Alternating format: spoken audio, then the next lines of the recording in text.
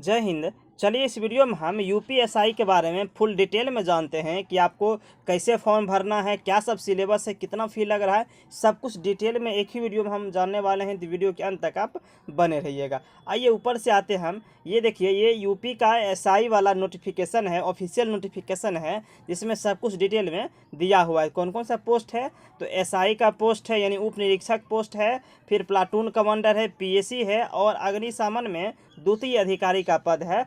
सब कुछ मिला करके बात करें तो 9,500 के लमसम जो ये पोस्ट दिया हुआ है, जिसमें कि एसआई का केवल जो है 9,027 पोस्ट केवल और केवल एसआई का है। उसके अलावे जितने सारे भी पोस्ट बचते हैं वो सारा पोस्ट जो है और सभी पोस्ट के लिए दिया गया है। ठीक है, तो इसमें देखिए, तो एसआई वाले में बात करें तो एसआई वाले में 9,027 सीट है, जिसमें कि 3613 जो है जनरल के लिए है। बाकी सारा यहाँ पे आप देख पा रहे हैं सबके जो है सबका डिवाइड किया हुआ है कैटेगरी वाइज करके। आइए नीचे आइए, और इसके डेट के बारे में हम पहले बताते हैं आपको कि इसका डेट जो है पहले था 30 अप्रैल तक ही था। कब तक था?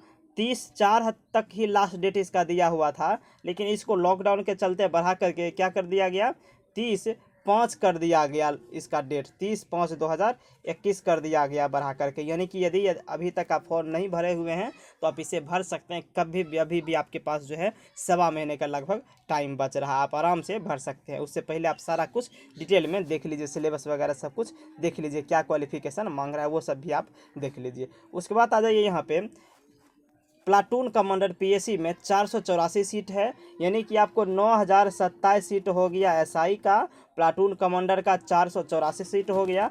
उसके बाद और आ जाइए, और आपका जो अग्निशमन में द्वितीय अधिकारी है उनका 23 सीट है, यानी कुल मिलाकर के यदि बात कर लिया जाए तो आपका जो है 9514 सीट जो है, सॉरी 9534 सीट आपका कितना हो गया, 9534 सीट का टोटल मिलाकर के फॉर्म है, जिसमें कि 9,027 केवल जो है क्या हो गया, एसआई वाला पोस्ट है। और सबसे ज़्यादा भीड़भाड़ जो है एसआई में ही होता है, क्योंकि आपको ये दरोगा बना रहे हैं। ठीक है, चलिए और आते हैं उसके नीचे, और भी क्या दिया गया है।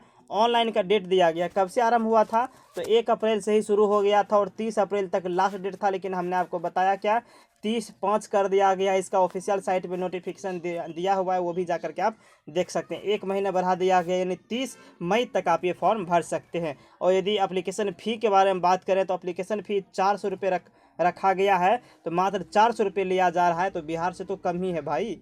ठीक है, बिहार में तो कोई फॉर्म यदि एसआई आ गया तो उसमें तो 700 से कम तो लेगा ही नहीं, बीपीएससी आ गया तो 700 से कम लेगा ही नहीं। सिपाही में जब केवल 450 लिया जाता है, ये तो एसआई है, एसआई में 700 से कम कभी लिया ही नहीं है बिहार पुलिस अभी, यानी बिहार वाला एसआई। ठीक है, तो यहाँ पे यूपीएसआई के बारे में हम बात करें तो यूपीएसआई में जो है 400 रुपये ही लिया जा रहा है, तो आराम से आप ये फॉर्म भर सकते हैं। और यदि बात करें कौन कौन से राज्य वाले ये भर सकते हैं, तो आप किसी भी राज्य के हैं वो भर सकते हैं, यानी कि आप भारत के नागरिक हो तो आप ये फॉर्म भर सकते हैं, आपको कोई भी दिक्कत नहीं है। ठीक है, फिर आ जाइए इसके एजुकेशन क्वालिफिकेशन पर। तो एजुकेशन क्वालिफिकेशन यदि आप आ जाए, एसआई के लिए आप ग्रेजुएट होनी चाहिए, किसी भी सब्जेक्ट से ग्रेजुएट है तो आप ये फॉर्म भर सकते हैं, यानी स्नातक पास होनी चाहिए, बीए बीएससी बीकॉम कोई भी चलेगा, किसी भी तरह आप ग्रेजुएट पास होने चाहिए, तो आप ये एसआई वाला फॉर्म भर सकते हैं। उसके बाद एसआई में क्या है कि जब पोस्ट दिया गया है अग्निशमन द्वितीय अधिकारी का, तो इसमें आपको ग्रेजुएट जो है साइंस से होनी चाहिए, यानी आपको बीएससी होनी चाहिए, तभी आप ये पोस्ट वाला फॉर्म भर सकते हैं, अग्निशमन में द्वितीय अधिकारी वाला फॉर्म भर सकते हैं। खैर यदि साइंस हो या ना हो क्या फ़र्क है, एसआई तो बन जाएंगे। ठीक है, इसलिए आप आराम से ये फॉर्म भर सकते हैं ग्रेजुएट पास हैं तो। लेकिन यदि आप ग्रेजुएट पास नहीं हैं, अपियर्ड ही हैं, या आप एग्ज़ाम ही देने वाले हैं या दे दिए हैं लेकिन रिजल्ट नहीं आया है, तो आप ये फॉर्म नहीं भर सकते। यहाँ पे साफ साफ बोल रहा है, ये सम्मिलित हुए यानी अपियर्ड अथवा सम्मिलित होने वाले यानी अपियरिंग अभ्यर्थी पात्र नहीं होंगे। ठीक है, साफ साफ आपको बोल दिया, इसलिए आपका क्या होगा कि पास होना चाहिए। ठीक है, फिर आ जाइए नीचे आइए, एज के बारे में बात कर लें तो एज आपको क्या कह रहा है, एज का जो कटअप है वो 1/7/2021 लिया गया है, यानी कि 1 जुलाई 2021 को आपको कम से कम 21 वर्ष होनी चाहिए और 28 वर्ष से ज़्यादा नहीं होनी चाहिए। ठीक है, यानी कि बात करें तो 1/7/1993 से पहले का जो है जन्म होना चाहिए, और पहले का मतलब क्या, 1/7/1993 से लेकर के 1/7/2000 तक के बीच का जन्म का कैंडिडेट होना चाहिए। ठीक है, अब आइए नीचे, उसके बाद यहाँ पे देख लीजिए, यहाँ पे कैरेक्टर के बारे में कुछ खास नहीं कह रहा है, ऐसे ऐसे तो हर कोई लिख देता है कि साफ़ सुथरी होनी चाहिए, मतलब कोई भी दिक्कत इसमें नहीं है। फिर वैवाहिक स्थिति ये आप जान लीजिए, इसमें क्या कह रहा है कि कोई भी ऐसे जो है कैंडिडेट पात्र नहीं होंगे जिनकी एक से अधिक पत्नियां जीवित हो, या फिर ऐसी महिला अभ्यर्थी पात्र न होगी जिसने ऐसे पुरुष से विवाह किया हो जिसकी पहले से ही एक पत्नी जीवित हो। बात समझ लिए, यहाँ मेल और फीमेल दोनों कैंडिडेट के लिए गाइडलाइन दे दिया है कैसे कैंडिडेट पात्र नहीं होंगे। यदि आप अनमेरिड हैं तब तो कोई भी बात की टेंशन ही नहीं है। ठीक है, फिर आ जाइए आप भर्ती की प्रक्रिया में आ जाइए। तो सबसे पहले आप क्या हुए, आप पहले ऑनलाइन फॉर्म भरे, फिर आपका रिटन एग्ज़ाम लिया जाएगा। रिटन एग्ज़ाम क्या सब रहेगा उसका सिलेबस देख लीजिए। उसका सिलेबस आपका क्या है कि आपको 4 पार्ट में डिवाइड कर दिया है आपके सिलेबस को। सामान्य हिंदी पूछ रहा है, यानी ये मूल विधि, संविधान और सामान्य ज्ञान तीनों का कैटेगरी वाइज दिया रहेगा। ये भी 100 मार्क्स का रहेगा, ये भी 100 मार्क्स का रहेगा। उसके बाद आ जाइए मैथ और रीजनिंग, यहाँ पे एक साथ पूछ रहा है। फिर रीजनिंग आपको स्पेशली फिर पूछ रहा है, यानी कि यदि बात करें तो कुल मिलाकर के इसमें रीजनिंग की संख्या ज़्यादा होने वाली है आपकी। ठीक है, तो इसलिए आप 400 नंबर के टोटल हो गए, और टोटल टाइम कितने हो गए 120 मिनट, यानी 2 घंटे का टाइम आपको एग्ज़ाम के लिए दिया जाने वाला है। यहाँ पे आप देख रहे हैं 2 घंटे का टाइम दिया जाने वाला है। और हो सकता है कि कैंडिडेट जो है ज़्यादा हो तो आपको 1 से अधिक शिफ्ट में एग्ज़ाम लिया जाएगा।